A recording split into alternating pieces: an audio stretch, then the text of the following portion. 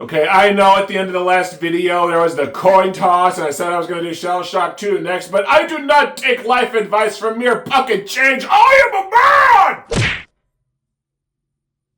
man! Cerveza cristal. Cerveza cristal. So it turns out that Transformers 1 was really friggin' good. Solid world building, great character arcs and development, gorgeous animation, solid themes, and surprisingly good voice acting despite raised eyebrows about the cast. This was particularly surprising to me since the trailers for the film were abysmal, marketing the film entirely on cringe humor insulting its own franchise like it was the second coming of Velma. Which is probably why it floundered at the box office, because of course all the good movies in the series underperform. Of course they do. Anyway, I'm sure it's a complete coincidence that a new Transformers movie came out and a new video game was hot on its heels. Transformers Galactic Trials, which I'm playing on the Nintendo Switch. Galactic Trials is a hybrid racing action game, possibly directly based on the Iacon 5000 sequence from the movie, and it sounds like a solid use of the license to spice up a well-known genre. I don't know if it'll be good, but like Beast Wars Transmetals, it should at least be interesting. The game's plot is that Nemesis Prime, a villain that never gets a word of backstory so you're just left wondering why he looks like Optimus, tried to steal a bunch of powerful artifacts belonging to the Primes, but he was shot down and the artifacts were scattered. The Autobots and Decepticons both want to reclaim the artifacts for themselves, which means giant racing tournament? I don't know, I guess after a few thousand years of war you get sick of solving all your arguments with shooting and punching. You would think the game would have a story campaign where you pick a faction and go through a series of racing cups with a Prime relic as the reward for each, with different endings for each faction, or maybe even track story progress for each individual character so each has their own ending for what they do with the relics. None of that happens, but we'll get to that in a minute. The game has 11 playable characters. On the Autobot side, you have Optimus Prime, Bumblebee, Wheeljack, Alita 1, and RC. And for the Decepticons, you have Megatron, Soundwave, Shockwave, Flame War, and Nightbird, with Nemesis Prime rounding out the... Yes, there is an actual Decepticon named Flame War, after the phenomenon of idiots hurling insults at each other on social media. And I think Hasbro's been pushing this character because she's also on the cover of a new Transformers board game. I know there are worse Transformers names like Drill Nuts, Hashtag Erector, and the Breastformers, but Flame War is up there, man. I guess I should just be impressed that there are 4 female Transformers on the roster when there are entire Transformers series without that many girls in them. Now, 11 characters does not make for an impressive roster, especially since characters are divided into light, medium, and heavy classes beyond which they're largely identical, but on the bright side, you only start with 4 characters unlocked! Fresh out of the box, you can only play as Optimus, Bee, Megatron, and Soundwave. All the rest have a list of unlock requirements before they become playable. But again, we'll get to that in a minute. The funny part is that one of RC's requirements is to kill Flame War 15 times, and one of Flame War's requirements is to kill RC 15 times. I mean, it's probably not the kind of domination that RC likes, but I mean, it's also weird that major characters like Starscream were left out because they turn into jets, but Shockwave still turns into a jet and drives like a car anyway. I don't know, maybe Shockwave is like Wario Man, so fat that he can only fly an inch off the ground. He is one of the heavy characters after all. Galactic Trials is primarily a racing game. You have buttons to accelerate, brake, shunt left or right, a boost button that runs on Energon pickups, and you can hold the left bumper to drift, and drifting also builds up Energon. Tracks are designed to where you have to drift a lot to make loads of tight corners and build up extra energy, but it doesn't take long to get used to. Honestly, the physics and mechanics of the driving feel pretty solid. You don't have to slow down around crap loads of turns, and the boost pads and boosting mechanics let you maintain a pretty high speed that's exhilarating to maintain. It makes the driving a lot of fun. I just wish the heavy characters didn't feel like garbage.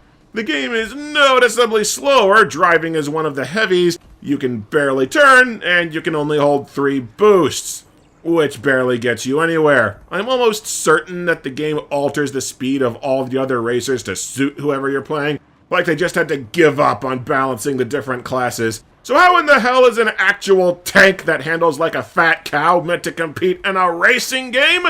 Well, here's how. The game's main gimmick is that for fixed stretches of each track, all the characters transform into robot form to run through an environment on foot. While in robot form, you navigate arenas via jump pads and have to shoot through some obstacles, NPC soldiers, and also the other racers. You can shoot other players to make them die, stop, and respawn to alter the standings of the race, and there are barriers where the exit has to be shot open so that there are forced chokeholds to help the stragglers make up ground. The idea is that light characters are better at driving, while heavy characters are better at fighting, but that balancing varies wildly depending on the course. By and large, you spend way more time driving than shooting, so heavies are still kinda screwed. I'm of two minds on the transformation gimmick. On one hand, the shooting gameplay does give the game a unique flavor as a racing title. I kind of enjoy the chaos factor. It can be an effective catch-up mechanic, and RC's ass is fine, but on the other hand, it can feel extraordinarily unfair getting shot in the back to death with not much way of avoiding it. You have a dash that doesn't do much to avoid fire, and you have a single fire button with auto-targeting, and that's kind of it. Also, a special attack that mostly consists of a super shot, a shield, or a mild inconvenience movement trap, and barely seem to come into play. Mostly, these foot sections feel like a mad dash to the end, just hoping you don't die along the way. Even if you want to take the chance to knock the other racers down a peg, the auto-targeting means that you can't guarantee you'll shoot your target instead of the token obstacles. All in all, though, I actually really like the game's mechanics and racing system. It's simple, it mostly controls well, and it's a unique spin on a genre that could only be done with this particular license. So where's the catch? My luck is not good enough to be reviewing an unreservedly good Transformers game. Guess how many racetracks are in this racing title? Just ballpark it within a range of plus or minus 5. Mario Kart 64 came out 25 years ago and it had 16 tracks, plus 4 for battle mode, plus mirror variants of all its maps. Mario Kart Wii in 2008 had 32 racetracks, and the current entry, Mario Kart 8 Deluxe, has 96 racetracks according to Google. Holy shit! Give me some pleasure. But let's look past the gold standard for a minute. Team Sonic Racing has 21 tracks, Crash Team Racing Nitro Fueled has 39 tracks, Nickelodeon Kart Racers has 24 tracks. That's all a decent amount of content. So, how many racetracks does contemporary Transformers Galactic Trials boast? 10. 10. I've got a Shrek racer on the Game Boy Advance that plays like crap, and it has more tracks than that, and more characters too. Hell, that Nickelodeon racer is a Game Mill title. When you're getting pantsed by the rise of Kong people, you need to stop at video games. Oh, and 2 of the tracks are rigged never to show up outside of the hardest cups in the game, so it's more like 8 racetracks in a game from 2024, hovering around a third of the industry standard. You play for an hour and you've pretty much seen the entire game. What's funny about the track selection is the intro tries to push the idea that loads of planets wanted in on this dumbass racing competition, setting up there's going to be racing across a wide variety of worlds and settings. The levels come from all of 2 planets, Cybertron and Velocitron, with a third locale, the Sea of Rust, that I've never heard of. No Earth, no Jungle Planet, no Unicron. I guess the universe wasn't as impressed by driving as we thought. Oh, and even though this is a Transformers game where the entire premise is that all the racers can turn into robots and punch each other, there is no battle mode of any kind, like what you'd find in other kart racers. The only multiplayer options you have are a quick race and a Grand Prix. No team races, no combat mode, no balloon hunting, no nothing! Racing on 10 static courses is literally the only thing to do. Just trust me, if you play the game for any extended duration of time, you're going to become intimately familiar with the game's minuscule amount of content really frickin' fast. Especially because the name of this game is grinding. No, not you, Grinder. Shut the fuck up! The only real gameplay mode is Galactic Trial. You pick a difficulty, you pick a character, and then you race 3, 5, or 7 tracks in a row. And unless you're playing on easy, you have to come in first for every single race, or else you can't continue. And you only get 3 retry tokens before you just fail and have to start over. The expert and prime difficulties can be pretty challenging, but in between rounds you can equip relics that will tweak your stats or get you more energy. Your relics are crap to start with, but completing trials unlocks new relics for the pool, so you're meant to grind up better and better item drops to challenge the trials at higher difficulties. Also, each character has their own experience level, so you have to grind the individual characters to level them up and improve their stats for the harder tournaments. Oh, and also the game has multiple weapons for the foot segment, but you start with the crap gun and have to unlock the others by replaying tournaments until the other weapons drop and then grinding them until they're available full time. So you've only got one gameplay mode, and you have to grind it for hours farming XP, random drop relics, and weapons until you can play that one mode on higher difficulties. And that's the gameplay loop. And why should you care about farming all this crap when you can just shut off the game and play something else? Because you also have to grind for the characters. 7 of the playable characters are locked when you start the game. Wheeljack and Flame War just take some mild grinding, and Alita 1 and Shockwave you just have to win expert difficulty, which, contrary to the name, is not that bad. Nemesis Prime you unlock by getting all the Prime relics, which just means grind the solo mode until they've all dropped at random. But that leaves RC and Nightbird, both of whom are locked behind winning Prime trials, meaning you have to win the absolute hardest tournament in the game twice! Once as Bumblebee and once as Megatron. So if you don't spend hours and hours and hours grinding all this crap to prepare for the hardest gameplay mode, then 2 members of the pitiful roster are just gone. Beloved fan favorite character, gone. So you're going to grind the roughly 40 minutes of content for hours on end, and you're going to like it. I just love how you don't get credit for advancing a trial unless you come in first, even though it is a game about 2 factions locked into a civil war, and you shouldn't care who wins as long as it's someone from your side. Instead, we get the spectacle of Optimus Prime forced to beat the living man shit out of his own soldiers because you lose if another Autobot snakes the win from you. It's just baked into the game that you're expected to shoot your own teammates and ram your friends off the road literally every chance that you get. There isn't even an option for a team battle mode. What the hell? The error is mine, friend. Reloading. Optimus Prime just shot his own girlfriend in the back. I don't know if Transformers can have sex, but I know that Optimus won't be for a long time. I am so friggin' lucky that I got this game on the Switch because I played most of it while watching TV, waiting for software to load, generally doing anything else to hold my attention. This was kind of tailor-made to be an idle time sink mobile game that you play for a few minutes here and there, but when you're forced to sit and play it in front of a TV, it becomes insufferable. You want to know how low budget and rushed this game was? Nothing happens when you win a tournament. When you get to the end of one of the titular Galactic trials, it just kicks you back to the main menu. No animation of your character celebrating, no cutscene of the final standings. There's not even a screen of, "Well done, dumbass!"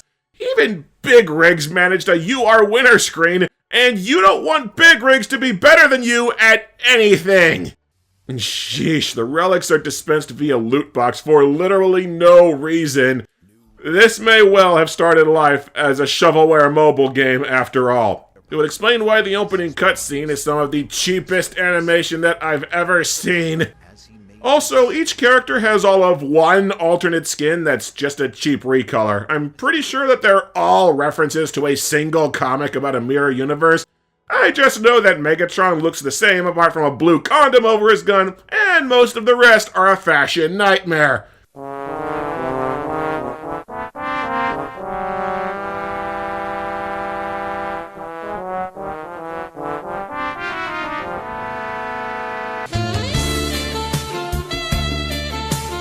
Oh, and each character also gets a golden skin if you farm them to level 10, but Bumblebee was golden to begin with, and everyone else just looks like a Bumblebee Halloween costume. Still, RC in tight shiny gold yoga pants is fine. The characters' transformation animations aren't exactly sterling either. Alita 1 kind of lays down and then a car just happens, wings just pop out a shockwave, Megatron's cannon disappears and then magically reappears somewhere else, and RC and Nightbird just have a bunch of new parts fart out of them at random. Transformation via texture pop-in. The game's physics are also pretty glitchy. Not severe enough that it ever cost me a race, but I've had several instances where jump pads didn't work right, or launching into a new area missed, or sometimes I got hung up on the air.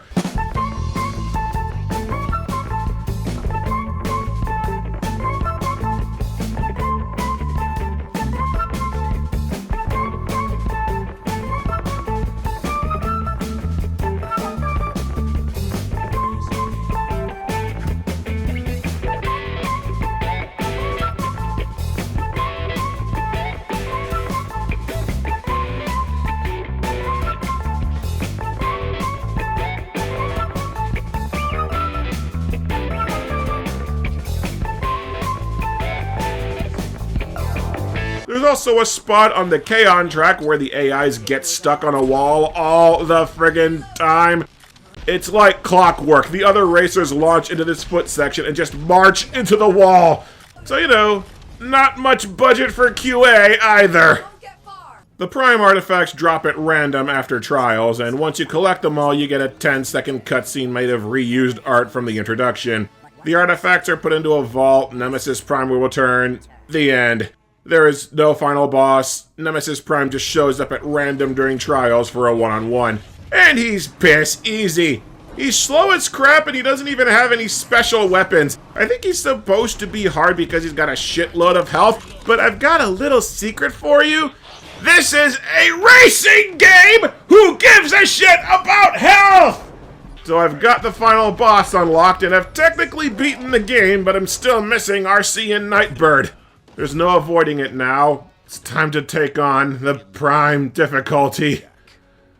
When you play the Prime difficulty, all of the AIs have jacked up speed and roid rage aggression. I tried one with Bumblebee before I had him maxed out, and I can't beat the second race. No matter what I do, RC zooms past me on the last leg of the track. It's pretty much futile to even try a Prime trial unless the character is maxed out. And that only gives you a chance at winning. You still need to luck out with the relics that the game drops between races. Just look at this crap that Bumblebee has to work with.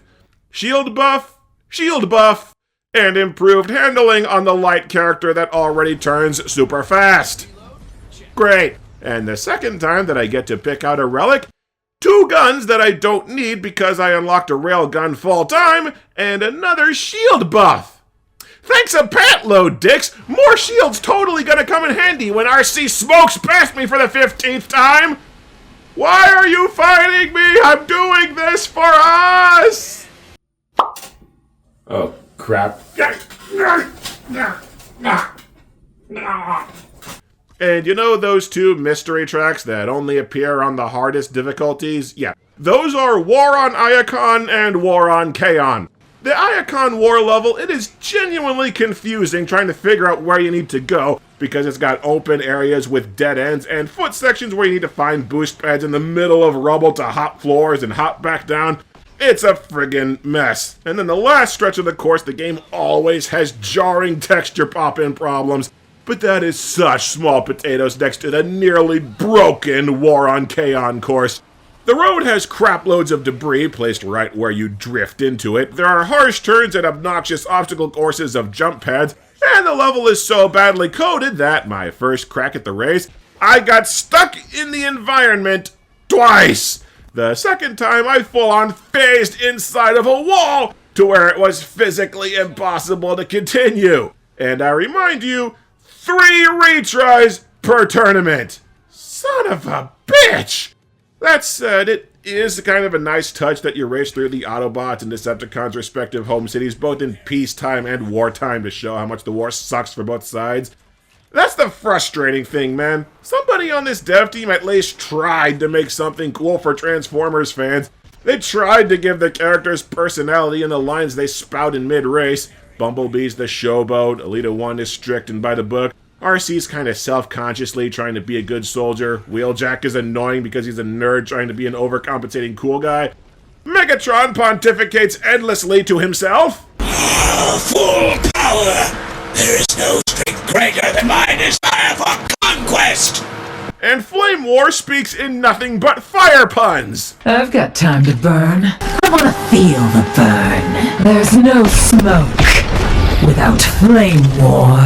And then when you kill Flame War, RC mocks her with fire puns. Guess she couldn't stand the heat. Who's got firepower now? Actually, as pointless as it is to sort the characters into factions, it is kind of funny to see what happens if you shoot one of your character's allies. Decepticons will sometimes get mad at you for team killing, but it's about even odds that a Decepticon will shoot an ally and then go, "That's what you get for being in my way, peon!" So eventually I figured out that if you just shut off the game, you can start a race over without losing a retry token, effectively giving you infinite shots at every race. And this little exploit finally let me unlock RC. Give me some pleasure. Now all I have to do is get Nightbird by beating a prime trial as Megatron, who can barely move, turn, or boost. Reloading. I hate this! Megatron is so goddamn slow that if you die once, you've basically lost. If you die once on these maps that have no walls, and have tight winding turns, and have acid that bleeds off all your health, and you die from being shot in the back, why couldn't Nightbird's unlock requirement be to win with any Decepticon, instead of forcing you to use a character that's nigh unplayable at this difficulty? Even with the retry exploit, these races are so abusively hard they come down to luck. You friggin' need relics that buff your speed or grant you bonus energon for extra boost, or you're hosed. The AIs all have their speeds hacked to where you need to be flawless otherwise. And that's a problem because a lot of the relics are geared exclusively around combat. In a racing game, there are so damn many relics built around shield, health, weapon damage, resistance to bashes, it makes you want to puke. And if the game decides to drop nothing but combat relics, which it will, a lot, the prime difficulty can easily be rendered virtually unwinnable. And some of the relics don't do anything, like there's a prime relic that gives you free energy over time, so slowly that you won't even notice. Get speed buffs after drifting? Yeah, I never noticed that doing jack squat. Start off with Energon, get Energon for shooting enemies, get Energon from bashing enemies. All of those things already happen by default! Some of the relics are flat-ass broken, like they give you boosts whenever you pick up an item, or they double the Energon drops from cubes, but of course neither of those ever showed up. Instead, all Megatron gets are shield plus 150. Hitting an enemy's shield makes your shield recharge faster. Shield plus 75. Shield plus 200. Gain health by drifting. Weapon damage slightly increased in midair. Bash damage. Shield times 2. Shield plus 225. Shield plus 150 again. The guy is literally a tank. He does not need even more health. There actually are multiple relics that buff your speed or energon intake. You'd think at least one would drop by accident! I scraped and save-scummed my way to the end of a trial as Megatron, and no matter what I did, I lost by a mile. This is FNAF 420 mode, man. You cannot make a single mistake this entire race. You cannot die one single time, or else you fall too far behind to catch up. It took over an hour of tries, but finally, I won and got the last playable character. I've got Nightbird, and she plays exactly the same as the other light class characters. But Decepticon Ninja Assassin with something of a dummy streak. You will know pain. You think I can't fight without a shield? You'll pay for that. See how far you make it. Miles will like her. Transformers Galactic Trials is a fun enough game to play. I genuinely enjoyed most of my time with it, but the game has next to zero content and is dickish about gatekeeping what little content it has. It's a short game that lengthens itself with multiple obnoxiously huge grind walls, and unless you specifically have the Switch version to play it in small chunks on the go, yeah, It gets boring fast. Even for a budget title, it's really inexcusable how little content is on offer here, how many corners have been cut from every other kart racer on the market. Galactic Trials came to us from a publisher called Outright Games, and while I've never heard of them, viewers were quick to point out that they have a track record for scooping up young child-oriented licenses and pumping out cheap shovelware. They're diet game mill, only it sounds like Outright doesn't screw over its developers as hard as our friends of Walking Dead Destinies and Rise of Kong fame. This could have been a really solid game with more time and budget to make a story campaign, or more tracks, or anything. As it stands, it's just kind of another mediocre shovelware title from a publisher that excels at said format. Energon at maximum! Megatron surging ahead! Fully charged with unyielding power!